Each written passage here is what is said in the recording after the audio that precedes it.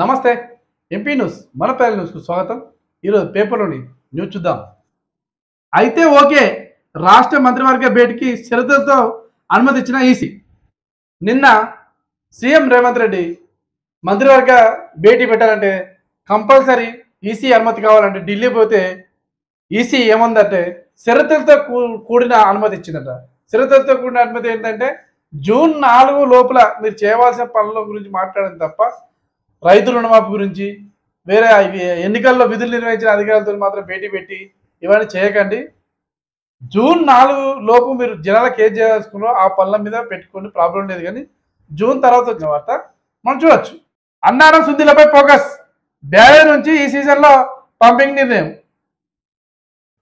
అన్నారం శుద్ధిలపై బ్యారేజ్లు నీళ్లు ఇప్పటి నుంచి మెరుగుపరుస్తున్నట, అక్కడ రిపేర్ చేస్తున్నట. ఈ సంవత్సరం పంపింగ్ చేయడానికి అనుకూలంగా ఉందని చెప్పిన వార్త మనం చూడొచ్చు. దక్షిణ అండమాన్కు నైరుతి, దక్షిణ భారతదేశంలో భారీగా వర్షాలు కురిసే అవకాశం. దక్షిణ భారతదేశం అంటే మన తెలంగాణ, కర్ణాటక, తమిళనాడు, కేరళ, ఈ దక్షిణ భారతదేశం, మహారాష్ట్ర, ఇవన్నీ రాష్ట్రాలకు వర్షం ఎక్కువగా ఉంది. అలానే నైరుతి ఋతుపవనం స్టార్ట్ అని వర్షాలు ఉన్నాయి అని చెప్పేసిన వార్త మనం చూడొచ్చు. హెలికాప్టర్ ప్రమాదంలో ఇరాన్ అధ్యక్షుడు రైసీ గల్లంతు. హెలికాప్టర్ ప్రమాదంలో ఇరాన్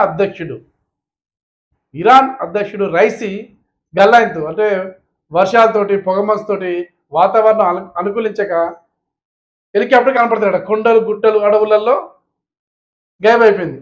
అది కనపడలేదు. అది అతను మరణించిండా లేదా ఏంటనేది ఇంకా పూర్తిగా అంటే గల్లంత అయిన తప్ప ఆయనకు పూర్తి సమాచారం రాలేదు. ఆ రిస్క్ టీము ఆ హెలికాప్టర్ను వెతికే పనిలో ఉందట.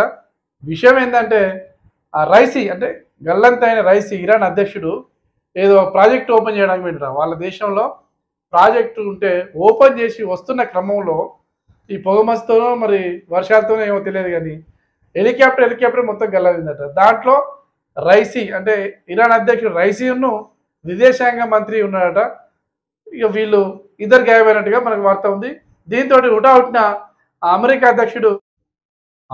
అధ్యక్షుడు బైడెన్ అత్యవసర భేటీ పెట్టినట. సో అలాగే ప్రధాని మోదీ కూడా త్వరగా తిరిగి రావాలన్న సందేశాన్ని ప్రధాని మోడీ చెప్తున్న వార్త కూడా మనం చూడవచ్చు. డయాగ్నోస్టిక్ హబ్లకు జబ్బు, సిబ్బందికి 6 నెలలుగా జీతాలు లేవు. గత ప్రభుత్వం చేసిన ఇబ్బందులకు వాటి తట్టుకుంటూ ఇప్పుడు గత 6 నెలల నుంచి జీతాలు లేవట. డయాగ్నోస్టిక్ హబ్లకు జబ్బు, సిబ్బందికి 6 నెలలుగా జీతాలు లేవు. 8 రాష్ట్రాలు 49 స్థానాలు. నేడు సార్వత్రిక ఎన్నికల ముచ్చట. ఈరోజు 8 రాష్ట్రాలలో 49 స్థానాలకు, లోక్సభ స్థానాలకే ఎన్నికలు జరుగుతున్నట్టుగా మన వార్త ఉంది. విషయం ఏంటంటే మొత్తం ఇండియాలో లోక్సభ ఎన్నికలను 7 విడతలుగా చేసిండ్రు. ఆల్రెడీ ఇప్పుడు ఇవాళ జరిగేది 5వ విడత ఎన్నికలు జరుగుతున్నాయట. ఇంకా 6వ విడత ఉంది, 7వ విడత ఉంది. మొత్తం 7 విడతలు కంప్లీట్ అయిపోయిన తర్వాత జూన్ 4వ తారీఖు మాత్రం ఫలితాలు వస్తాయి. రాహుల్ది మావోయిస్టు భాష. కాంగ్రెస్ పాలిత రాష్ట్రాల్లో పెట్టుబడులకు పెట్టేందుకు ఏ పారిశ్రామికవేత్త అయినా కూడా 50 సార్లు ఆలోచిస్తాడు. రాహుల్ గాంధీ ఏది మాట్లాడినా కూడా ఆయన మాట్లాడేది మావోయిస్టు భాష, నక్సలైట్ల భాష అని చెప్పేసి ప్రధాని మోడీ చెప్తున్న వార్త మనం వినొచ్చు. ప్రచారం పోయిన కాడ నరేంద్ర మోడీ చెప్తున్నాడు, కాంగ్రెస్ పరిపాలించే ప్రాంతాల్లో పెట్టుబడులకు కూడా పారిశ్రామికవేత్తలు భయపడతారు.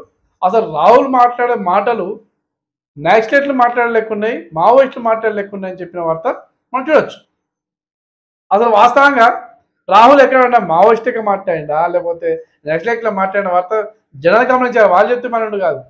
జనాలు ఎక్కడ ఇప్పుడు లోక్సభ ఎన్నికలలో ఇండియాలో మొత్తం తిరిగింది కదా, ఎక్కడైనా కూడా మావోయిస్టు భాష మాట్లాడిందా లేదా ఎక్కడైనా నక్సలైట్ భాష, తెలంగాణకు వచ్చి నక్సలైట్ భాష ఏమైనా మాట్లాడిందా? ఎక్కడైతే నేను చూడలే, ఏ టీవీలో అయితే రాలే. నక్సలైట్ భాష అంటే ఏంది? కాలుస్తాం, చేస్తాం, చూస్తాం అని చెప్పి ఎక్కడ కాల్చిల్లామా? అలాంటి పదాలు ఎక్కడ వాడలేదు. దాదాపుగా మేము చూసిన తర్వాత ఎక్కడ వాడలేదు. మరి ప్రధాని కనపడట్టున్నాయి. ప్రధాని ఏమంటుండు, రాహుల్ గాంధీ నక్సలైట్ లెక్క మాట్లాడుతున్న వార్త మనం చూడవచ్చు. స్లీపర్కు 2 లక్షల జీతం, పని చేయకుండా సంతకం పెడితే చాలు. ₹46 కోట్ల జీఎస్టీ కుంభకోణంలో వింత. పోలీసు దర్యాప్తులో వింత విడ్డూరాలు బయటపడ్డాయి. ఆఫీసు లేకున్నా కూడా వీళ్ళు ఆఫీసు క్రియేట్ చేసి ఈ బైక్ పేరుతో ఆఫీసులు ఓపెన్ చేసి ప్రభుత్వాన్ని బోర్డు పెట్టిన వార్త హైదరాబాద్ జరిగింది.